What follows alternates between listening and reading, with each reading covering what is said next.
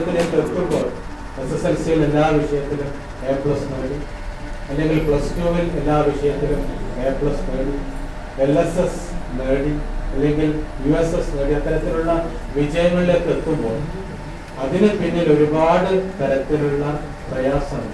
ഒരു ദിവസം കൊണ്ടല്ല നമ്മൾ വിജയത്തിലേക്ക് എത്തുന്നത്. ആ വിജയത്തിലേക്ക് എത്താൻ വേണ്ടി ഒരുപാട് പ്രയാസങ്ങളുണ്ട്. ആ പ്രയാസങ്ങളിലൊക്കെ നിങ്ങളുടെ ശ്രമത്തിൻ്റെ ഭാഗമായി ആ വിജയ തലത്തിലേക്ക് എത്തിയ നിങ്ങൾ ഓരോരുത്തരും എല്ലാവരും ഒന്ന് കൈയടിച്ചട്ടെ.